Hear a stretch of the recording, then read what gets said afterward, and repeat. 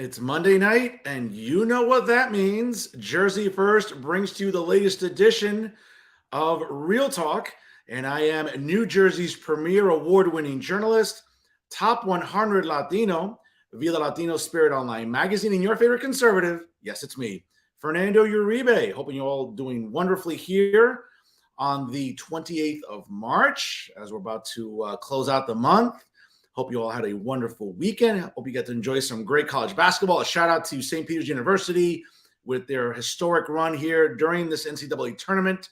Again, falling a little bit short yesterday to North Carolina, but hey, we couldn't be prouder of our boys down in Jersey City, and certainly, hopefully, a building block for years to come with that program. And certainly, folks, I want to thank you all for joining us here from wherever and however you may be doing so right here live on StreamYard and also on the Jersey First YouTube page. Make sure you share it right now on your social media. For everyone that's on Facebook, just do me a favor, click it right. Just takes a couple seconds. Click that share button on your smartphone, also on your computer, and let everyone know about Real Talk as it right now is live right here on Facebook Live and also on StreamYard.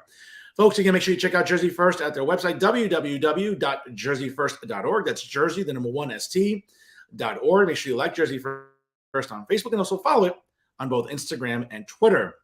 Folks, we are closing out the month of March, and again, April's right around the corner. And for all of us pro wrestling fans, this weekend, folks, I can't believe I sound really old when I say this, but it will be the Super Bowl of pro wrestling as WrestleMania 38 emanates from the world famous AT&T Stadium in beautiful Dallas, Texas, my favorite state, the freedom-loving state of Texas. Again, WrestleMania 38, and for all of us who are big fans, I know I am, folks. I am excited for one of my childhood heroes, Stone Cold Steve Austin, to return this Saturday night at WrestleMania. I'll tell you, cheers to Stone Cold and all the big pro wrestling fans who will be watching on the Peacock Network and also on pay-per-view. Again, folks, I've loved pro wrestling since I was a child, and I'm looking forward to seeing Stone Cold Steve Austin kick some ass this Saturday night at WrestleMania 38. But before we get to the month of April, folks, we are closing out the month of March. And yes, it is still Women's History Month. And you know what? Since it is Women's History Month, you know what? I like to make some history of my own on this show. I get you the exclusives that nobody else does in New Jersey media. Joining me here tonight, she could be the first ever female mayor in the Peninsula City of Bayonne, all the way down in southern Hudson County, folks. She joins us tonight. She is City Council President and mayoral candidate Sharon Ashe-Nadrowski. She joins us now here on the show, and hopefully I can just get her on here if just bear with me, folks. All right, there she is. Folks, mayoral candidate Sharon Ashe-Nadrowski. Madam Council President, how are you? I'm good. How are you? I'm great. Big shout out to St. Peter's College. I was enjoyed watching the games all weekend. Absolutely, Sharon. I have to tell you, it's a good building block for those boys over there at St. Peter's University. I'll tell you, it made March Madness really interesting, to say the very least, here in Hudson County. Sharon, you're the City Council President in the Peninsula City of Bayonne. You are looking to become, again, the first female mayor in the city of Bayonne and its history, only the third female mayor in recent memory. Let's kind of cut to the chase, as they say. Why are you a better choice to be the chief executive of the city of Bayonne over the incumbent? Well, Bayonne, I was part of, this team for the last 8 years. I ran with Jimmy Davis, but honestly, we haven't done what we said we were going to do, right? For the first 4 years, I think things were good in Bayonne. I think we worked together. We were a team. We went down that we were on the same path, but that's just not the case anymore, right? Jimmy has gone down a different path, not a path that I think most residents in Bayonne elected for, So I think, Bayonne residents are looking for a more honest, open, transparent government, one that puts the Bayonne residents first ahead of outside interest, outside development, and outside politics, quite frankly. Oftentimes, Sharon, campaigns make slogans way too difficult and just sort of make them too complicated. I'm looking at your site here, and folks, again, check out SharonForBayonne.com if you're looking to donate and also donate any of your disposable income and also donate your time to the campaign. So check it out. Again, SharonForBayonne.com. Quote, we're running for something that's simple and obvious. The people of Bayonne deserve a government that's available, responsive, and transparent. No exceptions. That's pretty clear and cut dry right there, I would say. Yes, I mean honestly, that's where Bayonne fails. We fail right now in City Hall's broken. I know I say it. I know it sounds silly, but it's the truth. And we can fix it. Me and my team can fix it along with the Bayonne residents. The only way we can fix it is all together. And basic services in Bayonne are not being provided. It sounds silly, I know, but garbage is a major issue here in Bayonne. We have dirty streets. Simple service like garbage is probably the number one complaint I've heard about over the last 3 years. You know, we all know Hudson County politics, the campaigning starts early. We've been out knocking on doors for over a month now, and it might be the single biggest issue I hear. Yes, even above taxes, and is the lack of responsiveness from the government. On things such as garbage, potholes, development. No input from community. You can't even get into City Hall. You come there, they wander by the council chambers because no one else is there to answer a question, right? Government's mayor's door is usually locked. There's no open dialogue. That hasn't happened in probably 4 years. So people want responsive government. They want to be heard. They want to know that government's working for them. That's our job. Sharon, obviously, listen, you've been going door to door, you've been mobilizing, getting the vote out, certainly registering people. I'm sure I'm not going to be the first person that's going to ask you this, and maybe not the last. But in recent months, whether it's operatives, journalists in Hudson County have written, hey, good for Sharon running. Certainly, when you're the council president, hey, it's not uncommon to want to aspire to the highest office in the city. But some people might say, hey, you know what? I think Sharon took a little bit too long to get the campaign off the ground, to announce a ticket. How do you answer those naysayers or people that just, again, appear to be negative towards your campaign?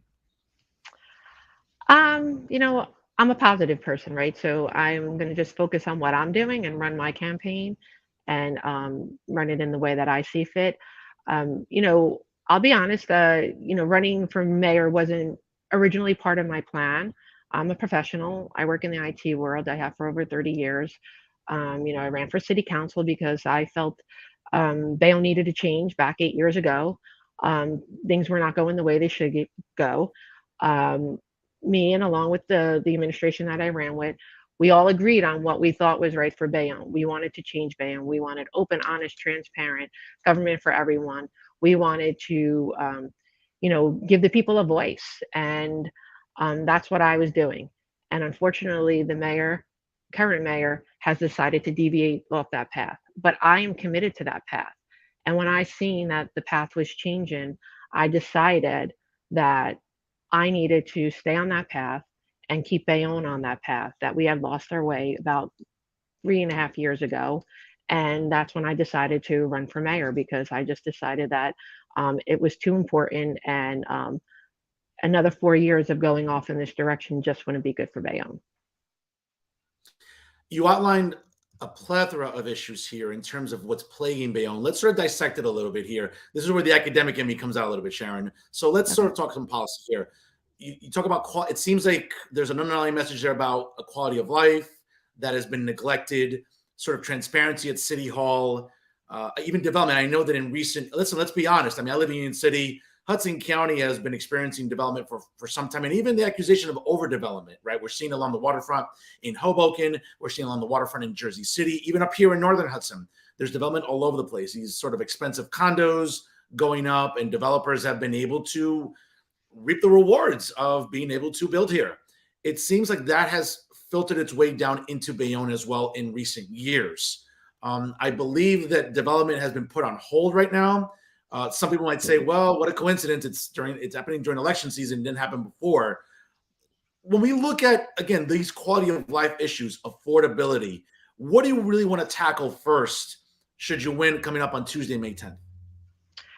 Well, first of all, let's talk about the pause because the pause was a great headline. It was really a great headline. I think it was a reaction to, like you say, what the residents were saying. But the mayor put nothing behind that. The very day he announces a pause, his council, three of the current council people will be running with him. Myself and Councilman Galise was booted from the ticket, as he'll tell you. He had every intention of running and was told he was going to be part of the ticket until the last minute. He was dropped. Um, they voted, not I was the one that voted to wouldn't vote. I abstained on them because I didn't think we had enough community input. And his council didn't vote to not pass this 18-story building that the mayor said would never happen. They voted to table it and push it to the next month. They'll probably table it again. They'll put it till after the election. So there really is no pause. And the pause is for everybody except for, the mayor's, you know, number one contributor to his campaign, because I'm sure you're aware there's been a lot of press on the last development property that hasn't been really developed down the base. Everything else has been developed, but there's one property that's owned by Wasim Bouride. He's a big developer down there, and he's a big campaign contributor to the mayor. And that is up this week. And I have been called the flip flopper on it in the news by the mayor because I voted for the project, and I did vote for that project. I voted for that project 6 years ago with a tax abatement and with a price tag that was, right for 6 years ago. That developer sat there and has done nothing with that property for 6 years, hasn't paid any taxes. He never took down the land, so he wasn't required to pay any taxes. And at the time, the value of that land was 35 million. Today's value is like 95 million. And yes, I think that, while the plan's a good plan and I'm still for the plan, I think we need to renegotiate with that developer and, look out for the Bayonne's best interest. The Bayonne's best interest is getting the true value of that land. And that true value is closer to $95 million, not $35 million. And, so yeah, I'm being called out for that, but that's something I'm willing to be called out for, because that extra, 40 million, $60 million could potentially fix those problems we talked about. We can fix our potholes, we can fix our schools, we can build our bridges that we apparently have in somebody's garage or something or other. We can, do the things that Bayonne needs to do. We can help stabilize our water bills with that money. I am perfectly 100% okay going on the record saying that, yes, I want to go back to negotiations with that developer and have him pay today's value of that land. It's not fair, like, would you sell your house to me, today? And I'll come back to you 6 years from now. I won't pay anything now, and you can keep it up and you can pay the insurance and maintain the property. And then I come back to you 6 years later and you're going to give it to me for the price that it's worth today when it's gone up 3 times. Nobody would do that. Why would we short sell our residents? It's not acceptable. Sharon, all reasonable points. I think they're all fair. And certainly, ladies and gentlemen, if you're just joining us right now, it's 6:15 here on the East Coast on Jersey First. Joining me this evening is Bayonne City Council President and mayoral candidate Sharon Ashe-Nadrowski. Joining us here on Real Talk. Sharon, you mentioned your running mates. Let's go through them very quickly. The at-large candidates, Jody Casais and KT Torello. Out of the first ward, Julie Sanchez Lynch. Out of Ward 2, George J. Vink. I apologize if I didn't pronounce correctly. Vince, I'm sorry, excuse me. And in Ward 3, a good friend of mine, the Bayonne Board of Education president, someone who's been on my Talking the Hudson podcast, Maria Vallado. So a very diverse ticket, to say the very least. What decision making went into putting this ticket together? It's very diverse, different backgrounds, I think different things that they can add to the campaign. Again, what was the decision making that went into this? So that's, you're right. We're very diverse. We have 3 women, 2 men. We have, we're economically, ethnically, and professionally diverse. Julie she was a HR professional for 25 years. She's a small business owner now. George Vince, grew up raised by a single mother. He, struggled in his childhood. He worked to help the family. He understands the challenges that a lot of Bayonne families are economically facing here in town. He started his own businesses in real estate. He's really going to look out for the working people and understands, the choices they have to make and the hard decisions. KT has always been an advocate for the for the kids and people with special needs, and again understands the needs of the working family. Like you said, Maria Velada is the school board. She's a teacher. She's just been, an advocate for the community. Has always been out there, public servant, and Jody Casillas, Jody, I like to call her the new me. Jody Casillas is somebody who, is not afraid to say how it is, tell you how it is, call you on the carpet, let you know if you're not, you know, doing what you said you would do. And that's what we need. So I pick these people because they all represent different parts of the people. They all have different backgrounds.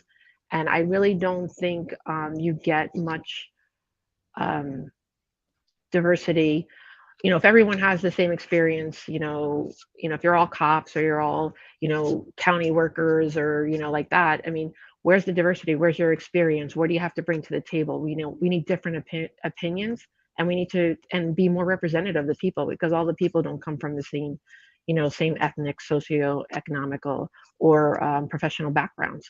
So we really try to make it, hit all those points so that all the people in Bayonne feel represented. No, great points there for sure. Sharon, again, my day job being a history professor, I always like to read up on my history. And it's interesting because, back in 2014, then candidate Jimmy Davis was running against a pretty unpopular incumbent mayor, Mark Smith. And there's a lot to dissect there from when Jimmy came in on the sort of wave of popularity and momentum. It seems, again, to a lot of people that I talk to on the ground, some operatives, some residents that reach out to me, off air and, on social media, on private messenger, say to me, well, there's some things I don't like about Jimmy, but I can live with him. And that seems like that's a premise that a lot of residents have said to me privately. What's your answer to residents that, let's say, when you knock on doors and you're trying to, again, win their vote, win them over, address issues when you're talking with them? Some residents might say, hey, listen, I get it. It's politics. That's a county. It's Bayonne. It happens every cycle. I may not be too thrilled with Jimmy, but like I can live with him. How hard is that going to be to sort of beat? That's not apathy, but that's sort of indifference that maybe sometimes residents just get during election season. Well, I have one thing to say to that. Why settle? Why settle? Honestly, we can do so much better, and Bayonne deserves so much more than they're getting. And to just say, well, we're going to settle, it's not acceptable. I mean, I'm a A-type personality. I don't believe in settling, right? That would be like, we just talked about St. Peter's, college, going all, did they settle for, only making it there? No, they tried to go all the way. You keep fighting, you keep striving to do better. And we deserve better. Bayonne residents deserve better than they're getting today. When we think about, again, you ran with him, right, in the past, and maybe another question you might get bombarded with is, hey, something must have happened, because it happens in politics all the time. I know it's happened in some elections up here in Northern Hudson where a ticket runs together and then it just sours. There's a falling out, there's a disagreement, maybe animosity, tension. I don't want to get too invasive here, but Sharon, at the end of the day, what caused the rift between you and the mayor, which consequently contribute to your decision to want to run for mayor? Like I said before, we came on with the same vision for Bayonne. We went down the same path. We were on the same path. He went down a different path. What was good about our team and what made us work, and the team is different, right? We don't have Tommy Cotter was on our original team, and Sal Galise and myself, who are no longer part of Jimmy Davis's team, as well as a lot of the administration, right? It's just a different people there now. So the team has changed, but also the path on that team has changed. We worked as a team. There was open communication. There was collaboration. There was no top down.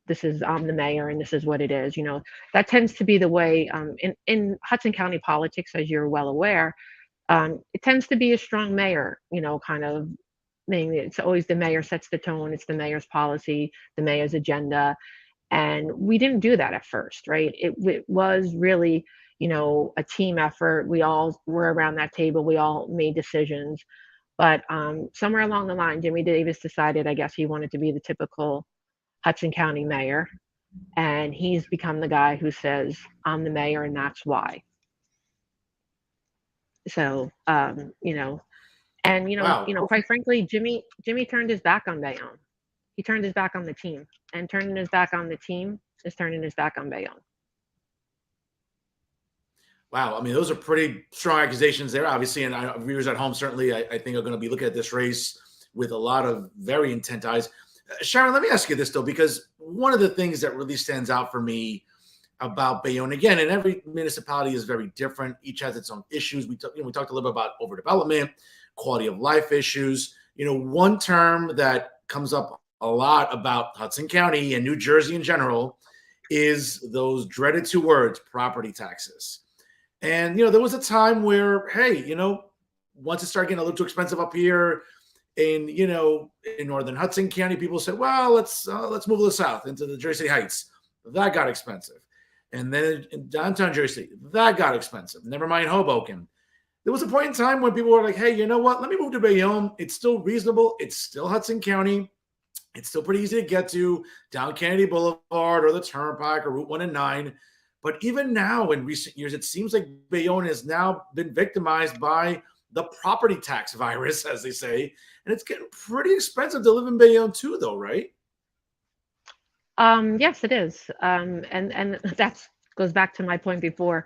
Why would we not take the $95 million value of a land instead of settling for 35 million, right? Um, Go right towards property tax stabilization. Put towards the schools. We need a new school here in Bayonne. We're overcrowded. These are the types of things we need. So we really need to make the best decisions financially for the city, for the taxpayers, and it just screams bad decision, and another thing that will you know hurt the taxpayer here in town. We need to do a better job on affordable housing. We know that. I know that. I think it's been ignored.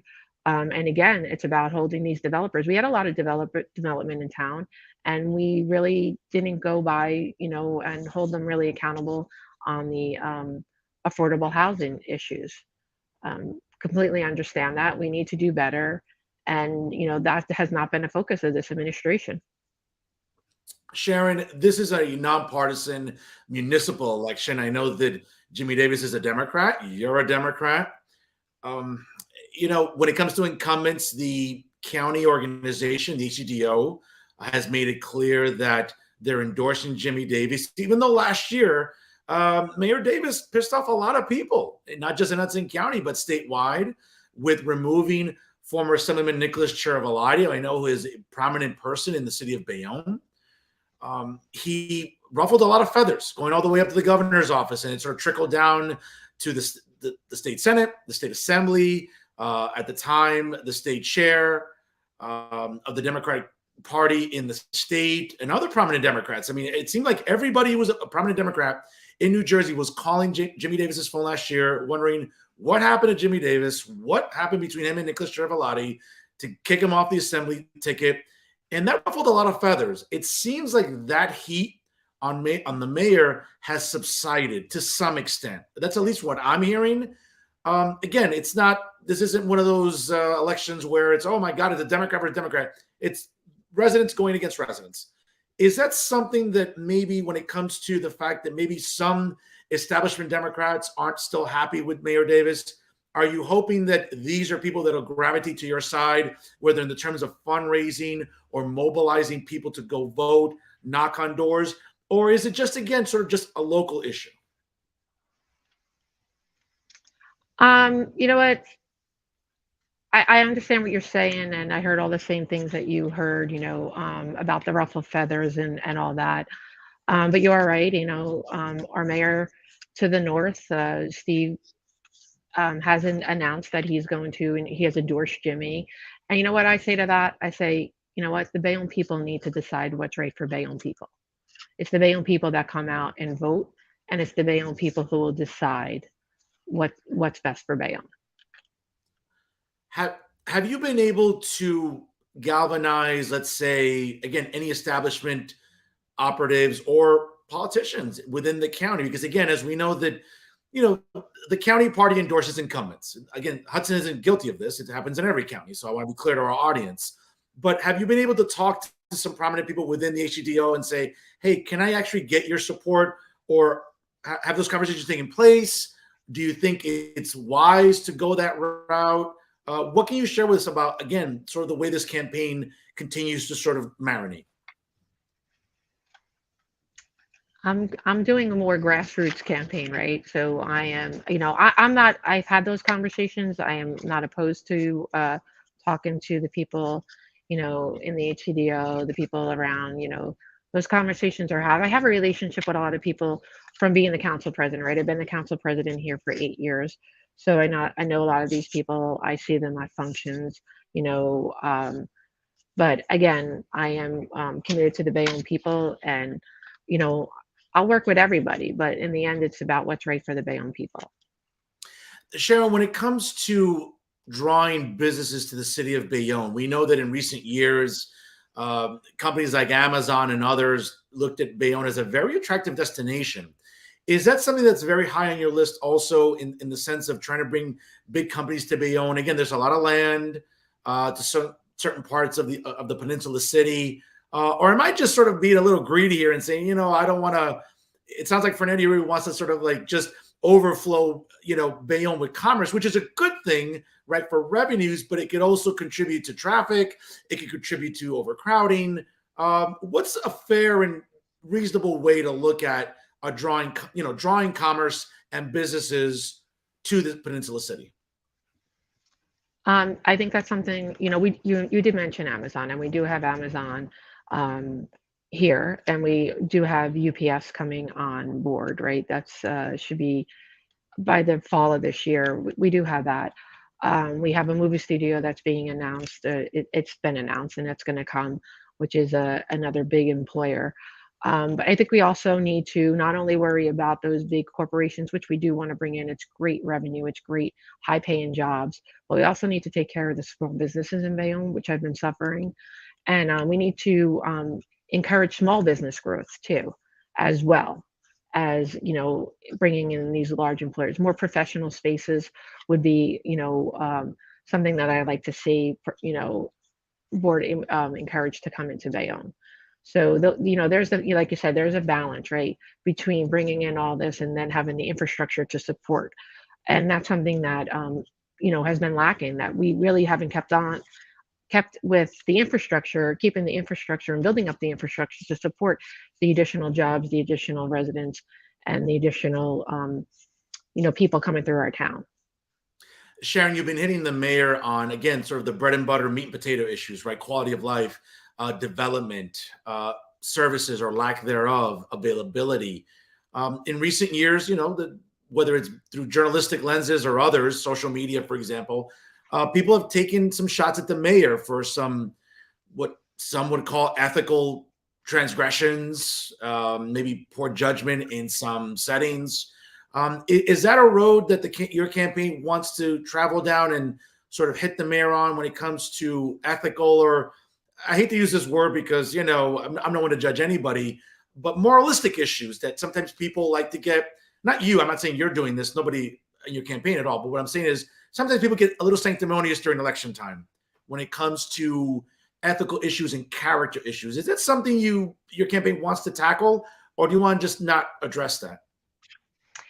You know what? I would just leave that for the voters to decide. I'm just going to stay focused on doing what's right for Bayonne, and running my campaign and ethically, and professional way, right? I don't want to comment on that. You know who the characters are, and who are talking on that. I'm sure some of them will gladly do your show if you want to get their perspective.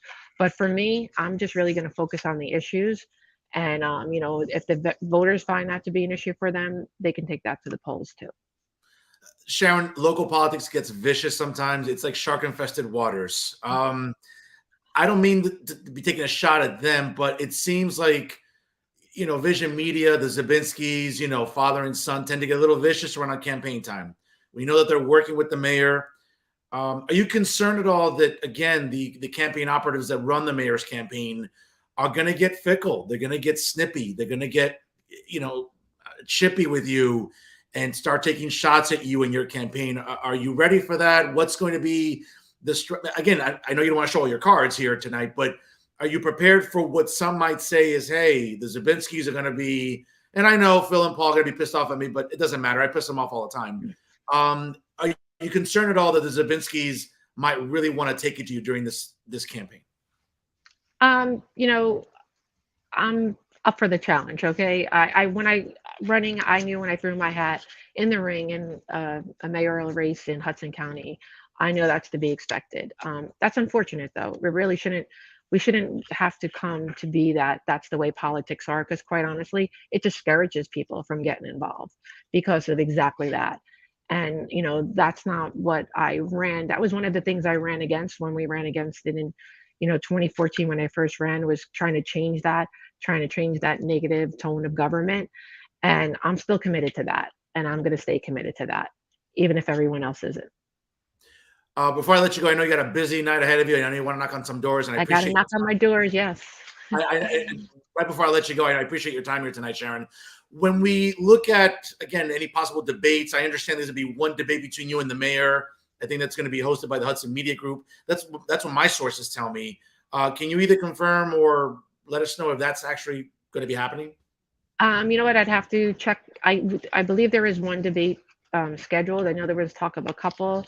I have to check back with my campaign manager, Rain Casiglio, to confirm which one. I don't know what the final time, date, or any of that is.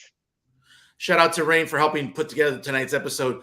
Sharon here, when we look at, again, should you win on May 10th, obviously you would take office on July 1st, I believe. I think that's the way it kind of works in municipal government. What do you want to tackle right away in the first, let's say, 100 days? I know you've talked about issues that concern you, but what do you really want to sink your teeth into upon taking office?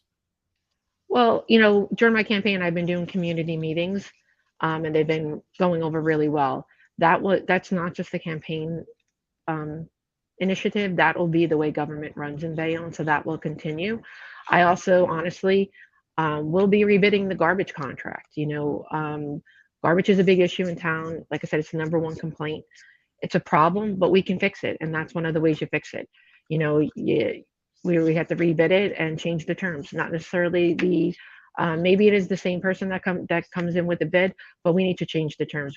There needs to be accountability, and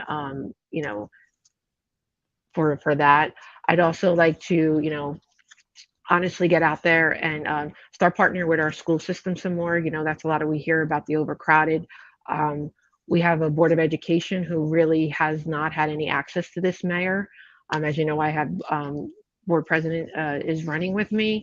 She has not really been able to get access to the mayor.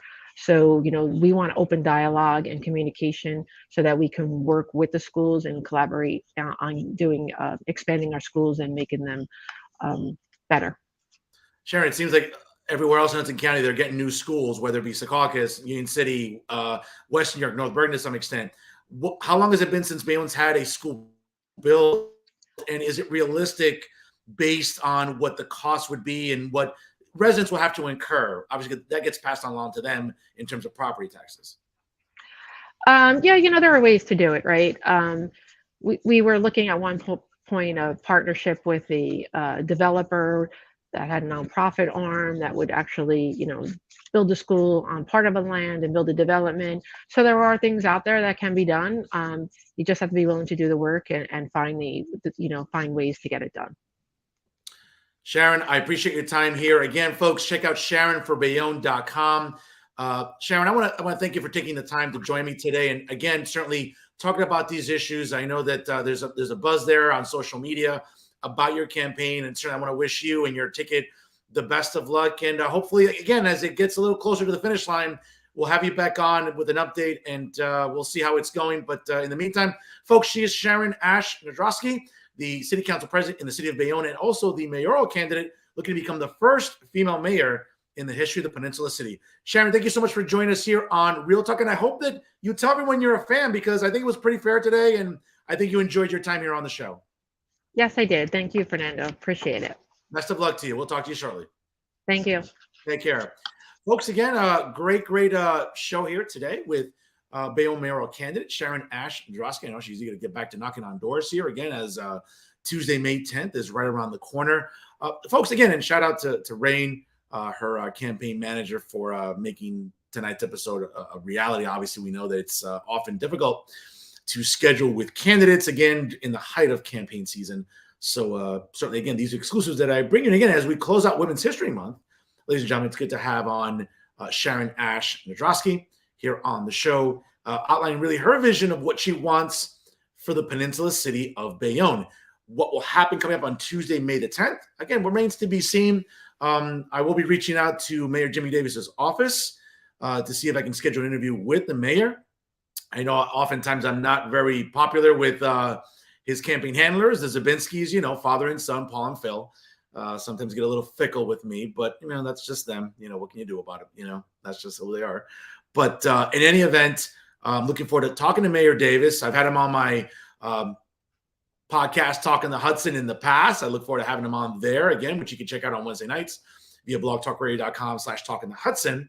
And certainly I look forward to talking with Mayor Davis as we lead up to Election Day coming up on Tuesday, May 10th. Folks, again, if you're not registered to vote in the upcoming municipal elections, whether it is in the city of Union City, the city I call home, or nearby in the town of Weehawken, or in the city of Bayonne, I believe that voter registration deadlines are coming up, I believe, in mid to late April. I think mid-April, I would say, since Election Day is Tuesday, May 10th. So if you're not registered to vote, I don't know what you're waiting for, ladies and gentlemen. Get involved. Get involved in our democracy. Participate. Never take the right to vote for granted. Okay? We know what it's like to, at least we've seen it in failing democracies and sort of collapsing democracies around the planet when it comes to losing the right to vote. Believe me, it's something that's very near and dear to me. It's an important right, one that I never take for granted. I know nobody in my family does, and I know that many of you out there don't take it lightly either. Folks, that's our show for this week here, and certainly I want to thank Bayonne City Council President and mayoral candidate Sharon Ashe-Nadrowski for joining us here. I think a pretty good breakdown about what her campaign entails, and without a doubt, she's fighting, she's knocking on doors, she's looking to take it to Bayonne Mayor Jimmy Davis as, once again, Election Day draws near on Tuesday, May the 10th. So, again, I'll try to get Mayor Davis on in the coming weeks. We got a full slate of guests coming up, ladies and gentlemen, in the month of April, or going into early May. So we'll do our best to try to get the mayor on, and other, again, candidates, incumbents that we, again, specialize here on this show with the exclusives that you really don't hear in mainstream media in the state of New Jersey. And I just sort of want to preface this by saying, ladies and gentlemen, before we close the show, that as we approach 2 years online here with Real Talk with Fernando Uribe, the show debuted on June the 1st in 2020, in the height of the pandemic, really, with Eyes on NJ, certainly transitioning now into Jersey First. And I couldn't be happier working for the fine ladies that run Jersey First, and certainly their belief in my abilities. But folks, more than that also. Again, I'm grateful to their support and their belief, again, in this program, in my content, and in my brand of award-winning journalism. Yes, folks, award-winning journalism. I know those are words that don't sit right with people, but I don't care. Whether you look behind me there, yeah, all those awards are there. I like to show them off. Why not? I worked for them. I earned them. You know what? Why not show them off? But folks, it's more about talking about the issues that matter and talking to people that are relevant in today's political climate. Again, incumbents, candidates, journalists, activists, advocates. That's what this show is really good at. And I know it sounds braggadocious. I know it sounds a little cocky. It may sound a little arrogant. Well, guess what? Yeah, it is. But you know what? I have a right to be, because what I'm doing is different than anybody else in New Jersey media. Okay. And I know I take lots of shots at my peers in the field, and why not? Some of them have become clowns. Some of them have done a great disservice to journalism. That's not something I do. And despite what anyone might say about my brand of opinion journalism, it's relevant, it's respected, and you know what? It's thought of very highly, no matter what anyone would say. So for the naysayers, for the haters, for the cynics, for people that just like to want to rain on people's parades. You're not going to rain on this parade, because Real Talk, folks, continues to be a respected outlet, examining not just New Jersey politics on a statewide level, but examining it on a county level. And especially here in Hudson County, there's always something interesting to talk about. So again, for everyone that has an opinion about journalism and my brand of it, well, again, ladies and gentlemen, the proof is in the pudding. The traffic speaks for itself. And by the way, if you look over my shoulder, you know what? The awards speak for themselves too. So I don't know. I'm not sure if, for all the haters out there, you may want to go to your local CVS or Walgreens, but you may not have too much luck there, because I don't think there's enough ointment in stock for the burn you just got right now on the air. So I don't know. Just think about that, folks, when it comes to treating that burn, courtesy of Fernando Uribe. Again, ladies and gentlemen, that's our show for this week here. I want to thank, once again, City Council President and Bayonne Mayoral candidate Sharon Ashe-Nadrowski for a very illuminating and enlightening interview. You can check out the episode in its entirety if you just joined us live right now. You can check it out on the Jersey First YouTube page. You can also check it out on their Facebook and also on my own Facebook, as the episode will be available in its entirety after we go off the air. Special programming note, ladies and gentlemen, don't forget to always set your clocks on Monday nights at 6 p.m. for what I would argue is the best analysis and really, the coverage of what's going on in New Jersey politics. Again, nobody does it better than Real Talk with Fernando Uribe, and of course, nobody does it better than Jersey First. Check out their website, www.jerseyfirst.org. That's Jersey, the number 1st.org. Make sure you like them on Facebook and follow them on both Instagram and Twitter. And again, folks, you can check out Real Talk with Fernando Uribe on Facebook as well. Make sure you like the page and check out highlights of the show, as well as make sure you follow it on Instagram as well. My own Instagram, again, is @TheAmazingProfessor, and certainly hit me up on Twitter, as also you can do @NoFilterUribe. That's @NoFilter, URIBE. And always remember, ladies and gentlemen, if it's unbiased, unfiltered, and unafraid, it's always Real Talk right here with Jersey First. I am New Jersey's premier award-winning journalist, top 100 Latino via the Latino Spirit Online magazine for 2020, 2021, and now in 2022. And of course, your favorite conservative, Fernando Uribe, saying so long. Again, folks, I appreciate you tuning in here as we approach the month of April coming up this weekend, folks.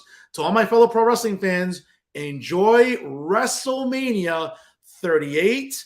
I mean, from the world-famous AT&T Stadium in Dallas, Texas.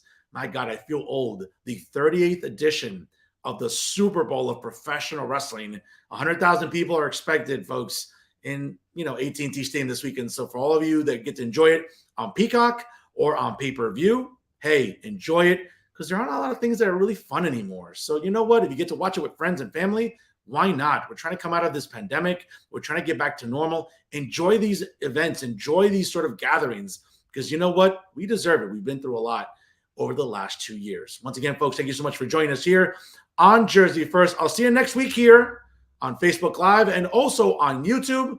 I'm Fernando Uribe. Enjoy your weekend, and I'll see you next week here live at 6 p.m. Eastern Time for the latest edition of Real Talk via Jersey First. Have a great week, everyone.